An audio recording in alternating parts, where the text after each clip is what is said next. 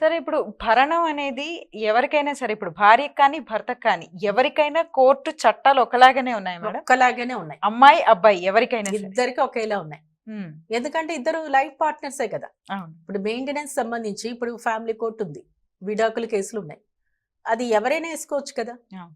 అలాగే మెయింటెనెన్స్ కూడా ఎవరైనా వేసుకోవచ్చు. ఇప్పుడు డొమెస్టిక్ వైలెన్స్ ఉంది, మాక్సిమం విమెన్ తరపునే ఉంటది అది.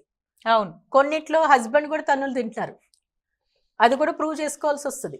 ఓకే. చేసుకొచ్చినప్పుడు వాళ్ళకే అది అప్లికబుల్, కానీ మనకి స్ట్రిక్ట్ గా విమెన్కి అప్లికబుల్ అని చెప్పడం జరిగింది. కొన్ని ఎక్స్ట్రాడినరీ సర్కమ్స్టాన్సెస్ లో వాళ్ళు ఆ ఫ్యాక్ట్స్ ఆ సర్కమ్స్టాన్సెస్ అన్ని ప్రూవ్ చేసుకుని క్రూయల్టీ గ్రౌండ్ కింద కూడా వాళ్ళు ప్రూవ్ చేసుకోవచ్చు. వైఫ్ ఈస్ హెరాసింగ్ మీ, నన్ను Okay. రోజు వైఫ్ కొడుతున్నారు, మెంటల్ గా హెరాస్ చేస్తున్నారు అని ప్రూవ్ చేసుకునే కేసెస్ కూడా మనకి ఎన్నో ఉన్నాయి.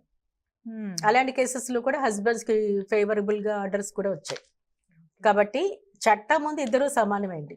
డొమెస్టిక్ వైలెన్స్ ఒక విధంగా చూసుకుంటే విమెన్ కి ఎక్కువ సానుభూతి పరంగా కోర్టులు ఉన్నాయి, ఎందుకంటే వాళ్ళ హెరాస్మెంట్ ఎక్కువ ఉంది కాబట్టి.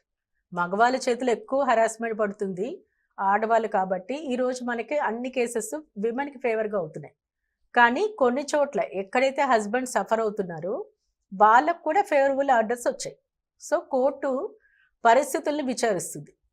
ఇక్కడ ఆ పరిస్థితులు కరెక్ట్గా ఎవరి వైపు ఉన్నాయా చూసుకుని సర్కమ్స్టాన్సెస్, జస్టిస్ ఇవన్నీ కూడా ఎవరికి తరపున నిలబడితే న్యాయం జరుగుతుందో వాళ్ళ తరపునే కోర్టు నిలబడుతుందండి.